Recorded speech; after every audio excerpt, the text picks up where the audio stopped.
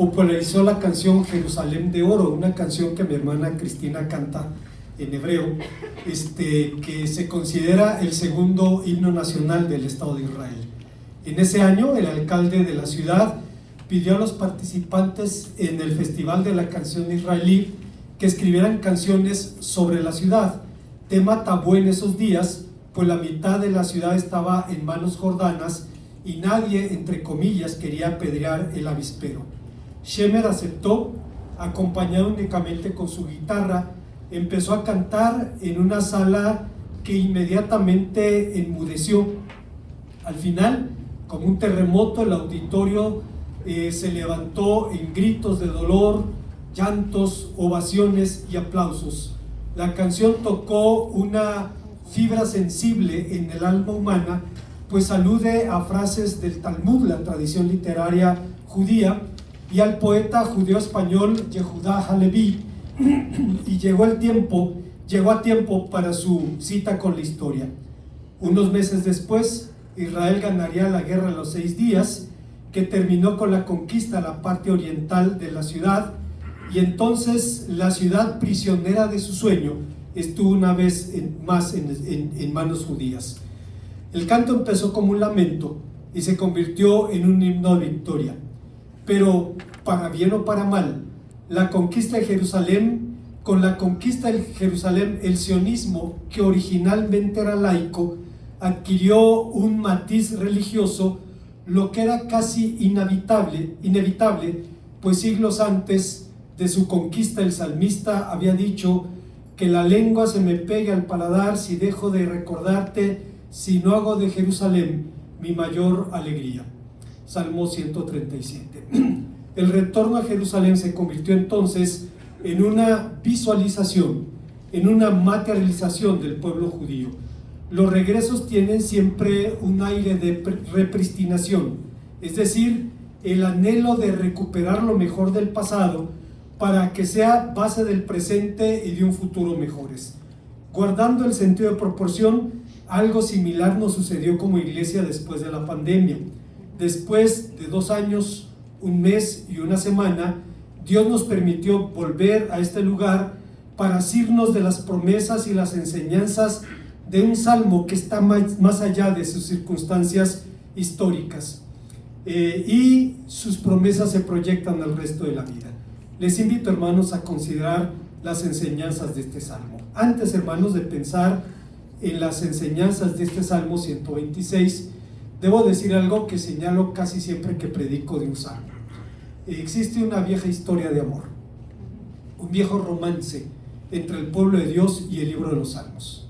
Sin importar si estamos hablando del pueblo judío o del pueblo cristiano, hay una historia de amor entre el pueblo de Dios y el libro de los Salmos, porque los salmos cifran nuestros dolores, nuestras esperanzas, nuestros motivos de regocijo, una serie de promesas que sostienen también nuestra vida.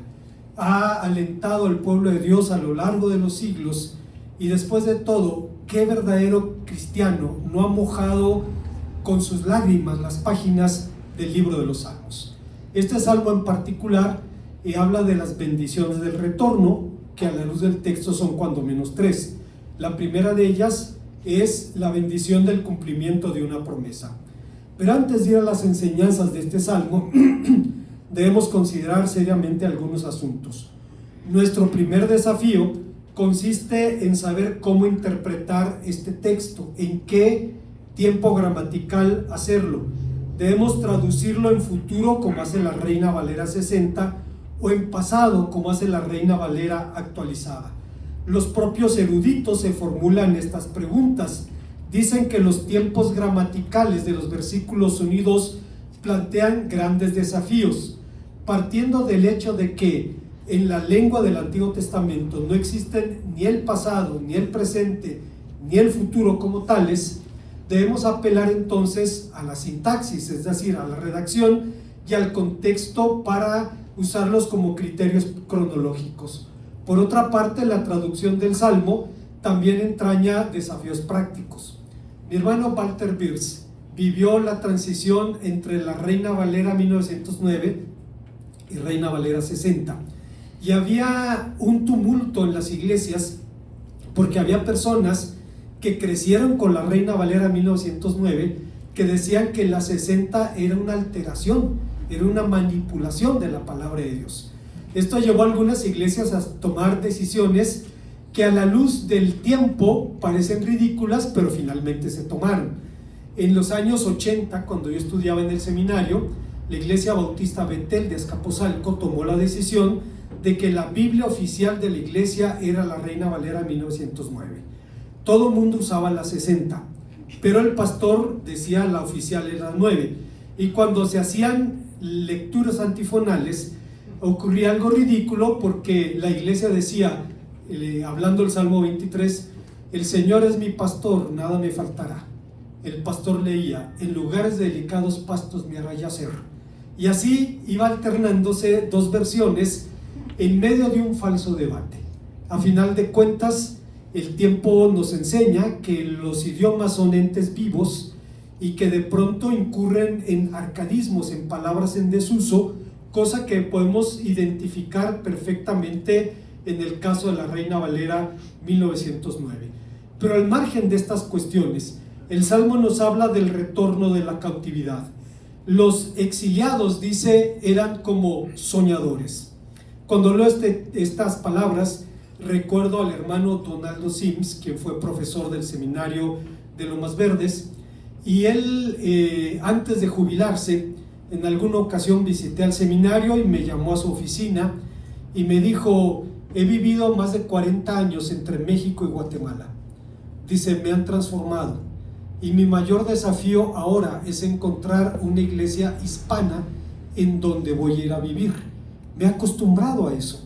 Dice, me pasó lo que ocurrió con un cuento en inglés, el cuento de Rip Van Winkle, que habla de un hombre que se durmió 20 años. Es un cuento nacionalista. Habla de que cuando este hombre se duerme, el jefe era el rey. Cuando despierta, ya tienen presidente a Washington. Cuando se duerme son 13 colonias. Cuando despierta es una república, etcétera, etcétera. Y dice el hermano, me pasó eso. Dice, después de 40 años, vuelvo a mi tierra y tengo que readaptarme a una cultura de la que he estado fuera durante 40 años. Esto no es nada raro. En el mundo judío hay una leyenda, la leyenda de Joní HaMeagel, Joní el dibujante de círculos, quien se preguntaba leyendo este salmo, ¿cómo es posible que 70 años sean como un sueño? ¿Cómo puede alguien dormir durante 70 años? Un día, viajando por un camino, Joní vio a un hombre que plantaba un algarrobo y preguntó al sembrador, ¿cuánto tiempo tardará el árbol en dar fruto? Y el hombre le respondió, 70 años. Entonces Joní le preguntó, ¿piensas vivir otros 70 años para comer de su fruto? Y el hombre le respondió, encontré algarrobos ya cultivados por mis antepasados que plantaron para mí y ahora yo los planto para mis hijos. El hombre se sentó al pie del árbol, comió del fruto, le dio sueño y se durmió. Y cuando despertó encontró a otro hombre cosechando los frutos del algarrobo y le preguntó, ¿eres el hombre que sembró este árbol?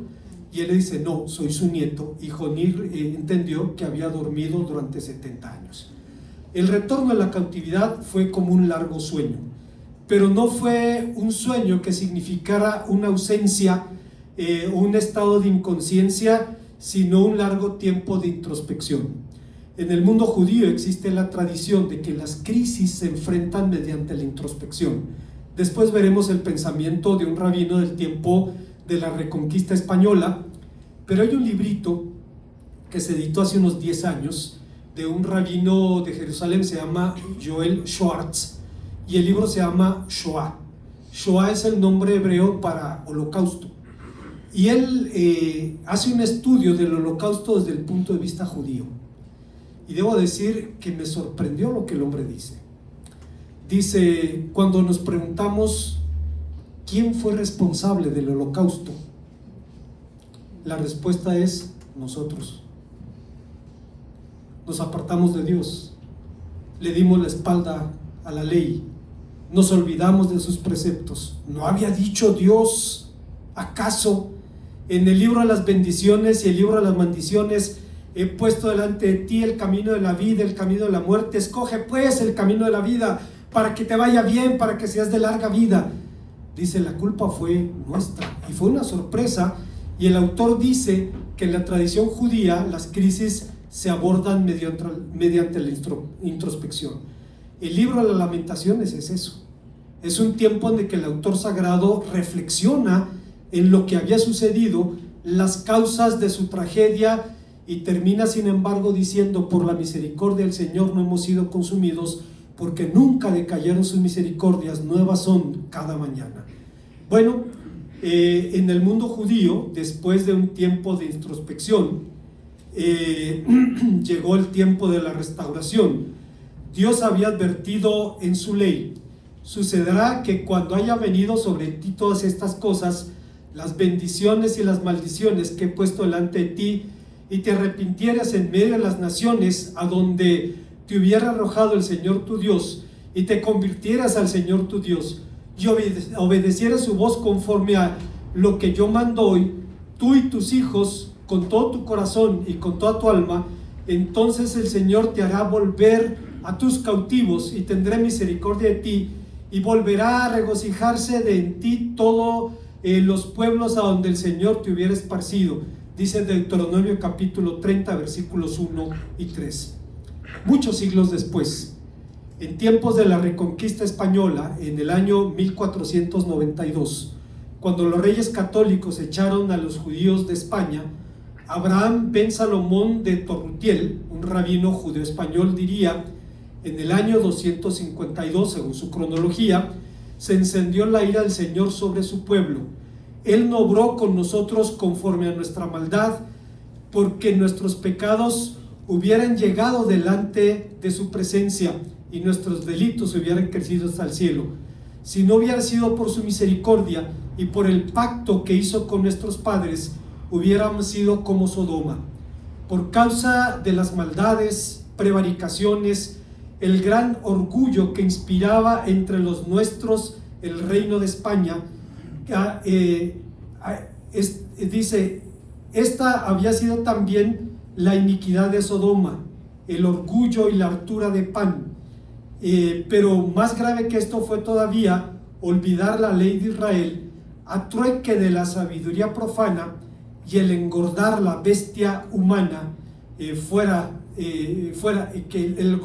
engordar la bestia humana fuera su preocupación. En un mundo preocupado y ocupado en engordar la bestia humana, como diría este rabino, en el mundo del que no somos ajenos, las crisis, sin embargo, pueden enseñarnos varias cosas. Nos enseñan que este mundo es pasajero. Job había dicho a sus amigos en el capítulo 14 de su libro: el hombre nacido de mujer, corto de días y harto de sinsabores, sale como una flor y es cortado, y huye como una sombra y no permanece. Sus tesoros son fugaces como la vida. Un pagano, Cicerón, diría que no hay nada hecho por la mano del hombre que tarde o temprano no se destruya. Las pérdidas y las crisis de la vida nos enseñan el valor de las cosas grandes y de las cosas pequeñas, de un saludo, de un abrazo, de un beso, de salir a la calle sin temor. Nos enseñan el valor de la comunión de los santos, porque esta es la presencia real de Cristo que ellos experimentan cuando se ven, y su encuentro es un encuentro gozoso. La bendición que mutuamente se dan es la del mismo Jesucristo, diría Dietrich Bonhoeffer en su libro Vida en Comunidad. Es un librito pequeño, lo estudiamos en la escuela dominical hace algunos años. Si usted no lo ha leído, déjeme felicitarlo, porque Dios le tiene guardado una gran bendición del libro el día que lo lea.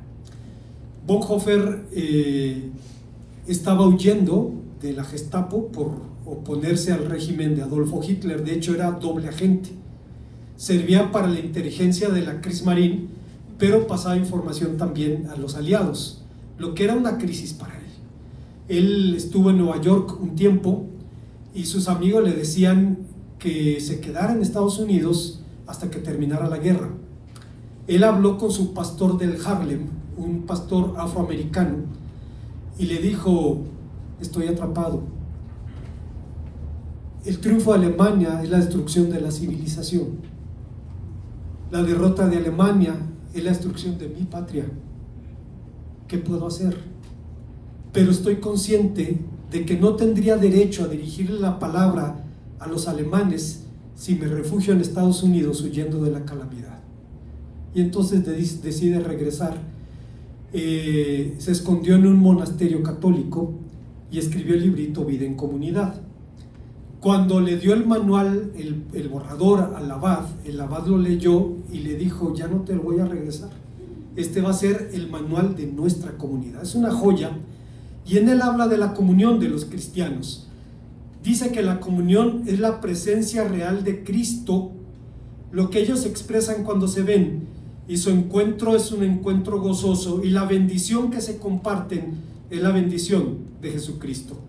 Las crisis nos enseñan el valor de la disciplina diaria, del ejercicio, la alimentación diaria, la vida devocional, y sobre todo nos enseñan la importancia de Dios. Por esta razón, Jonathan Edwards, un puritano norteamericano, dijo de manera brillante: Dios es el mayor bien de la criatura razonable. El disfrute de Él es nuestra felicidad propia, y es la única felicidad con la que las almas pueden ser satisfechas. Ir al cielo, disfrutar completamente de Dios, es infinitamente mejor que las comodidades más placenteras aquí, mayor que padres y madres, esposos, esposas, hijos e hijas, y la compañía de cualquiera o de todos ellos juntos. Estos no son más que sombras, pero Dios es la esencia. Estos no son más que rayos dispersos, pero Dios es el sol. Estos no son más que riachuelos, pero Dios es la fuente. Estos son solo gotas, pero Dios es el océano. Por tanto, es apropiado pasar la vida solo como un viaje hacia el cielo. Hay una segunda enseñanza que encontramos en este pasaje. Estamos hablando, hermanos, de las bendiciones de la restauración, y en segundo lugar, el texto habla de la bendición de la alegría. Imagine usted este cuadro. Cuando llegó el anuncio a las comunidades judías en exilio, que el pueblo estaba asombrado y extático. Ciro había decretado que los cautivos debían volver a su tierra. Parecía demasiado sueño, algo inaccesible. Durante largos años de exilio, muchos se habían preguntado si verían una vez más o no a Jerusalén. Pero ahora por fin llegó la noticia. Estaban atónitos, como sonámbulos, como quien no se la acababa de creer. Los nietos escucharon las palabras por las que los abuelos soñaron. En el pasado, a orillas de los ríos de Babilonia, el salmista se conjuró diciendo: que mi lengua se pegue a mi paladar, y si dejo de recordarte, y si no hago de Jerusalén el mayor motivo de mi alegría. Un conjuro es un juramento mediante el cual nos comprometemos a Dios. Yo entiendo muy bien esto, porque cuando estudiaba en el seminario, descubrí casualmente que si ponías el oído en el contacto eléctrico, escuchabas lo que decían en el otro cuarto, porque la tubería bajaba, la tubería eléctrica, y tenía dos cabezas, una para cada habitación, y escuchabas todo lo que decía el del lado. Al lado estaba el pastor Constantino Varas, y entonces fui a su cuarto, vi dónde estaba el contacto eléctrico, y estaba al lado de su cabecera. Entonces en la noche dije: voy a dejar que llegue y que esté medio dormido, y le voy a hacer una broma. Llegó el hermano, después de media hora que no hacía ruido, empecé a hablarle a través del contacto: Constantino. Y le empezó a echar pleito al que dormía en la litera arriba. No fui yo. Y estaban bien asustados, hermanos, pues no sabían dónde venía la voz. Al otro día en la mañana se levanta y me dice: cuate, no me estés hablando en la noche. No, yo no fui. En ese cuarto el año pasado se quejaban de que escuchaban voces, y varias veces en el día me decía que no lo molestara en la noche. Cuando estaba oscureciendo, llega y me coge de los codos y me dice: en el nombre de Cristo Jesús, ¿fuiste o no fuiste? Sí, sí fui. Sí, fui. O sea, ya me está conjurando, ¿qué puedo hacer? Bueno, es lo que hace el salmista. Se conjura diciendo que mi lengua se pegue en mi paladar, que mi diestra pierda su fuerza, si no hago de Jerusalén el mayor motivo de mi alegría. Ahora, en el Salmo 126:2 dice: nuestra boca se llenó de risa y nuestra lengua de alabanza. El milagro de la intervención del Señor les parecía un sueño. Las risas y el júbilo sucedieron al primer asombro del que habla el versículo número 2, pero no fueron los únicos. También los vecinos dirían: grandes cosas ha hecho el Señor con estos. Algo que es motivo de sorpresa, porque en los Salmos el autor había dicho que sus vecinos les preguntaban con burla: ¿dónde está tu Dios?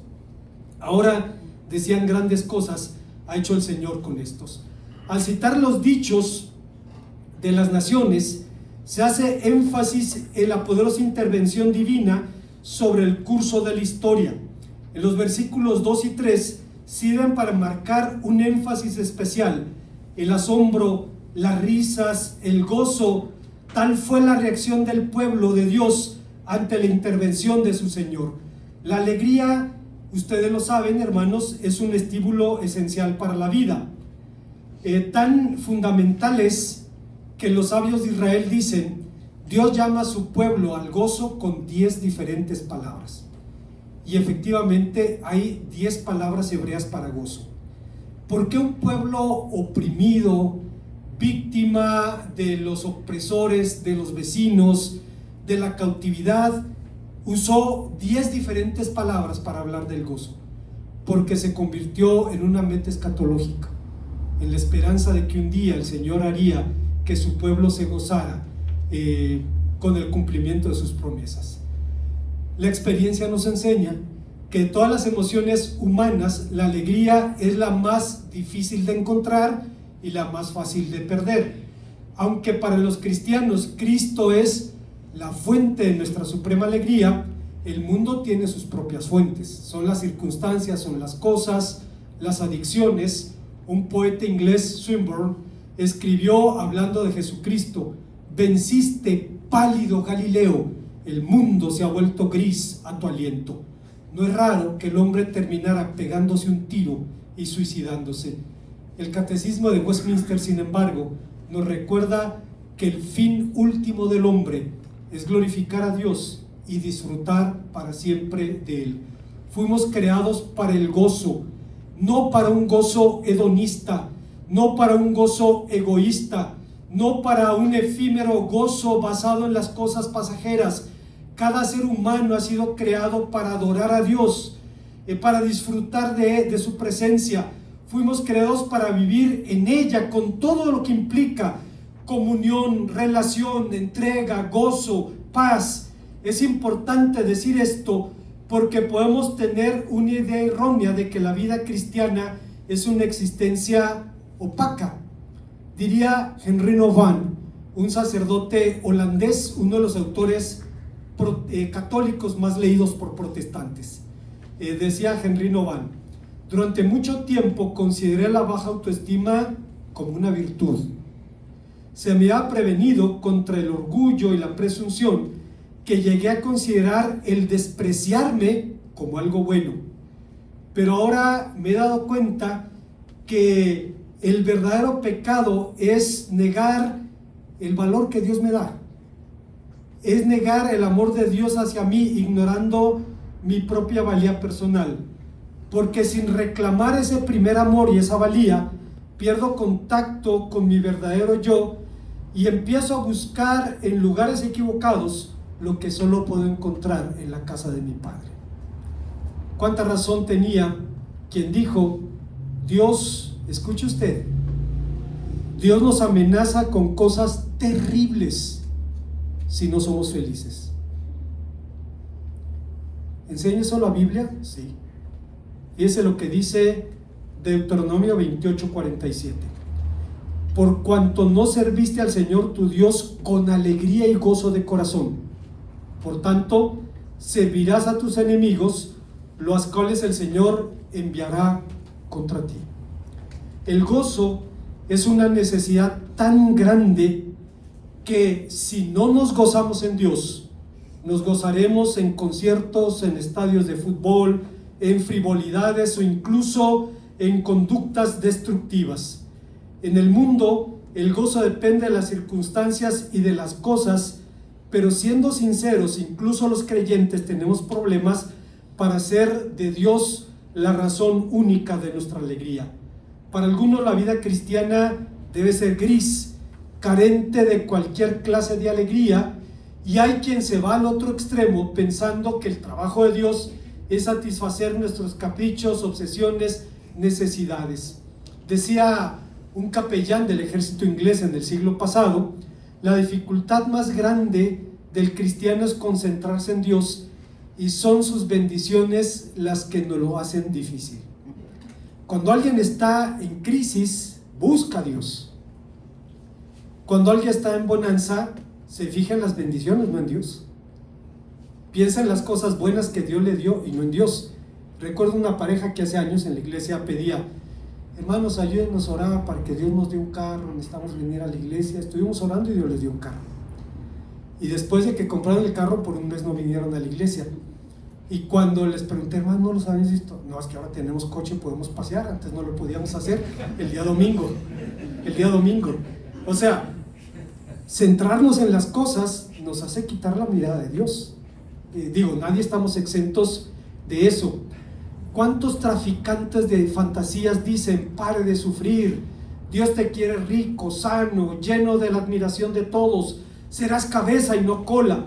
Solo enfocados en Jesucristo y en la gloria de Dios podemos coincidir con Jonathan Edwards, un hombre loco por la gloria de Dios, quien dijo: al buscar Dios su propia gloria, busca el bien de sus criaturas, porque la emanación de su gloria implica la felicidad de sus hijos, y al comunicárselas su plenitud, lo hace con él mismo, ya que el bien de sus criaturas está en unión de la comunión con Dios. Dios es su bien, y la excelencia y la felicidad de ellos son emanaciones y expresiones de la gloria de Dios. Al buscar Dios la gloria y felicidad de sus criaturas, se busca a sí mismo, busca su propia gloria y felicidad. Hay personas que se escandalizan pensando: ¿cómo Dios busca todo para su gloria? Es que si en el universo todo está centrado en Dios, Dios debe centrarse en él mismo también, y de eso depende nuestra felicidad. Decía Edwards: nuestra felicidad es la emanación de su gloria. En ese sentido, hermanos, el respeto que Dios tiene tanto por el bien de sus criaturas como por sí mismo no es un respeto dividido, sino que ambos están unidos en uno, como en la felicidad de la criatura, cuyo objetivo es la felicidad y la unión con ella misma. Hay una tercera y última enseñanza. El texto nos habla de las bendiciones de la restauración, y en tercer y último lugar nos habla de la bendición del reencuentro con la vocación. El éxtasis del retorno debió dar lugar al trabajo en aras de la solución de los desafíos de la realidad. El retorno no era el fin del camino, no era un fin en sí mismo, no era la meta. La obra comenzaba con tal poder y tal gracia, pero no estaba completa. La nación no solo debía sobrevivir, debía trabajar, prosperar y tenía una misión que cumplir. La obra, entre comillas, de Israel era servir como un reino de sacerdotes y gente santa, dice Éxodo 19:6, y los miembros de este pueblo fueron llamados a guiar al mundo al entendimiento y a la aceptación del yugo del reino. La naturaleza distintiva y especial que se les dio como posesión personal de Dios cifraba su sacerdocio universal, su mediación de la gracia entre las naciones de la tierra. Las promesas del reposo estaban relacionadas con la posesión de la tierra, pero después del reino de Salomón se entendió que el reposo también tenía una dimensión escatológica. Hablaba sobre aquel día, pero mientras aquel día llegaba, Este día el pueblo tenía una misión que cumplir. No iba a ser nada fácil y sería un tiempo duro. Note usted cómo dice el salmista: irá andando y llorando el que lleva la preciosa semilla. ¿Qué pasó? Volvieron de la cautividad, disponían de grano, pero tenían que tomar una decisión. Si se comían ese grano, no habría cosecha el año siguiente. Si sembraban ese grano, pasarían meses difíciles antes de la siguiente cosecha. Esto no es nada fácil, hermanos. Yo no sé si usted ha escuchado a un niño llorar de hambre. Es aterrador, especialmente para las damas. Algo de su propio corazón ha puesto Dios en el corazón de las mujeres, que si algo no pueden soportar es ver un niño llorando. Algo se mueve dentro de ellas. Recuerda la historia de Moisés. La hija del faraón va a bañarse, ven una cesta en los juncos, manda a traerla, y dice el texto, y no es casualidad, dice: cuando la descubrieron, he aquí el niño lloraba. Y algo sucedió en el corazón de esa mujer. De los niños de los hebreos es este. Pero no hizo lo que hacen muchos grupos pro vida, al menos en nuestro país.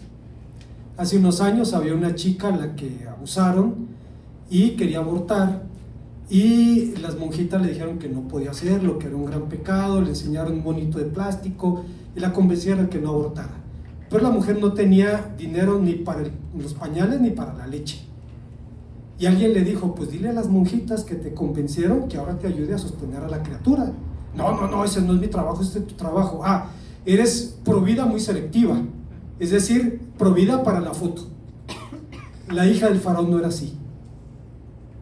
Rescató a la criatura y se hizo cargo de ella. La crió como un príncipe egipcio. Irá andando y llorando el que lleva la preciosa semilla, mas volverá con gozo trayendo sus gavillas. Carlos Spurgeon decía que es algo singular hallar estas promesas del fruto en íntimo contacto con el regreso de la cautividad, y con todo es así en nuestra experiencia, porque cuando nuestra alma vuelve a la vida, las almas de los otros son bendecidas por nuestras labores. Decía que la tarea de la iglesia no es acumular el grano para que quien tenga hambre venga a buscarlo, sino que el trabajo de la iglesia es compartir ese pan, compartir esa bendición para que otros disfruten también de ella. Las iglesias no solo han de guardar estas semillas en el granero para que quienes se acerquen a ella puedan satisfacerse, sino enviarla a los sembradores a echar entre ellos esa semilla, entre los que desconocen su valor, los que son indiferentes o incluso son hostiles al evangelio. Pero es obvio que necesitamos mucho más que determinación para cumplir con nuestra vocación. Necesitamos poder, y poder de Dios. Tal vez tenía razón un ex presidente de los Bautistas del Sur, quien dijo: si Dios ordenara que el Espíritu Santo saliera de este mundo, el 95% de nuestras actividades en las iglesias seguirían adelante y nosotros nos jactaríamos de ello. Yo creo que tiene razón. En el otro extremo está el creer que el Espíritu Santo es el nuevo juguete en la iglesia. Lo que ha trastornado muchas congregaciones, ignorando que el primer trabajo del Espíritu Santo en este mundo fue transformar el caos en orden y no lo contrario. La iglesia se dividió: es el Espíritu. No, amigo, no es el Espíritu Santo. El Espíritu Santo no hace eso. El Espíritu Santo transforma el caos en orden. El Salmo 126 es entonces estimulante. Alejandro McLaren, un predicador del pasado, diría: cuánto ánimo y fortaleza han extraído durante siglos las dulces palabras de este salmo. ¿Quién puede decir cuántos corazones han sido fortalecidos, cuántos pacientes esfuerzos ha inspirado. Sin embargo, hermanos, el servicio tampoco es un fin en sí mismo. El hermano Javier Barrera, pastor de la Primera Iglesia Bautista de Celaya, dice que a veces los cristianos usamos a Dios para escapar de Dios. No has leído tu Biblia, no has orado, pero es que tengo que ir a visitar, tengo que preparar un sermón, tengo que preparar la clase, y usas a Dios para escapar de Dios. Decía en el Congreso por su causa uno de los expositores: los pastores llegamos a abrazar nuestro púlpito sin recordar que nuestro enfoque no debe estar en el púlpito, sino en Dios y en la gente. Llamamos nuestro púlpito y disfrutamos de predicar, olvidando que el púlpito no es un fin en sí mismo. El púlpito es un medio para comunicar la verdad divina. Así es que, ¿cómo podemos entonces mantener el gozo en el servicio? Centrados únicamente en Cristo. Un predicador contemporáneo dijo: el Evangelio es la revelación de la gloria de Cristo, que es la imagen de Dios. El mayor bien del Evangelio es un don, el don de contemplar y deleitarse en la gloria de Dios en Cristo para siempre. Esto es de suprema importancia si hemos de utilizar el Evangelio bíblicamente en el evangelismo, las misiones, el ministerio de la iglesia, para santificar o para equipar a los santos. La santidad de las personas cristianas y la conversión de los condenados radica en contemplar y deleitarse de la gloria de Dios en el Evangelio. No es un fin en sí mismo servir, no es un fin en sí mismo predicar, es deleitarnos en Dios y en su Evangelio, glorificar a Dios y disfrutar para siempre de Él. Como conclusión, el Salmo 126 tiene una historia fascinante. En el judaísmo se utiliza, por ejemplo, en la liturgia de acción de gracias después de los alimentos o antes de la celebración del día de reposo. Una vez constituido el Estado de Israel, fue propuesto como el himno nacional de Israel. Estoy hablando de la canción Jerusalén de Oro. Pero voy a decir algo y espero no decepcionar a nadie. La canción Jerusalén de Oro, que es preciosa, mi hermana Cristi la canta en hebreo. El primer párrafo dice: Avir Harim Salul Kayayim, aire de la montaña, aire fresco de la montaña, transparente como el vino. Y termina diciendo: Jerusalén de Oro, ¿acaso de todos tus cantores no soy tu violín? No soy tu violín. Es una canción muy bonita, pero hermanos, es un plagio. El autor, es una canción que originalmente era una nana escaldún, es decir, una canción de cuna en vasco que se llama Pello Joshepe. La autora de este canto lo escuchó de Paco Ibáñez en el 63, le impactó la melodía, le puso música judía y se convirtió en el segundo himno nacional de Israel. Paco Ibáñez dice: la canción la escribió mi mamá, pero qué bueno que ahora se ha popularizado debido a la autora de Jerusalén de Oro. Por otra parte, pese a su emotividad y popularidad, ya durante la guerra de los 6 días, los soldados israelíes que combatieron por la ciudad vieron que la canción no expresaba la realidad. La ciudad no estaba vacía, estaba habitada y defendida por jordanos. No estaba con los brazos abiertos esperando a sus hijos judíos, y sus habitantes palestinos, ignorados en la canción, eran tan reales como los cristianos cuyas campanas, dice la canción, se escuchaban en la ciudad vieja. Se conquistó ciertamente la ciudad, pero el regreso no fue con gloria, como prometieron los antiguos profetas. Pero al margen de estas cuestiones, en nuestro salmo, el retorno es un punto de inflexión en la historia judía, y algo de eso sentimos cada vez que regresamos a congregarnos, cada vez que volvemos a participar de la alegría de la comunión, de la que Bonhoeffer decía: si podemos ser hermanos, es únicamente por Jesucristo y en Jesucristo. Él es el fundamento, el que fundamenta la necesidad que los creyentes tienen los unos de los otros, y solo Jesucristo hace posible su comunión, y Jesucristo nos ha elegido desde toda la eternidad para que nos acojamos durante nuestra vida y nos mantengamos unidos para siempre. Cada vez, hermanos, que nos congregamos, disfrutamos de esta bendición, aún con aquellos hermanos a los que dejamos de ver por mucho tiempo. Un poeta, José Ángel Buesa, escribió una frase muy interesante diciendo: quizá tu alma está abierta tras las puertas cerradas, pero al abrir tu puerta, como se abre a un mendigo, mírame dulcemente sin preguntarme nada, y sabrás que no he vuelto porque siempre estaba contigo. Cuando tenemos la bendición de disfrutar de la comunión con Cristo y entre nosotros, es parte del cumplimiento de este hermoso salmo. El salmista habla del reencuentro con su vocación histórica, los desafíos que entrañaba, pero el gozo del cumplimiento de sus promesas. Oremos a nuestro Dios. Gracias, Padre, porque nos permite recordar las enseñanzas de este salmo, gozarnos en él y bendecirte por quien eres y por lo que haces.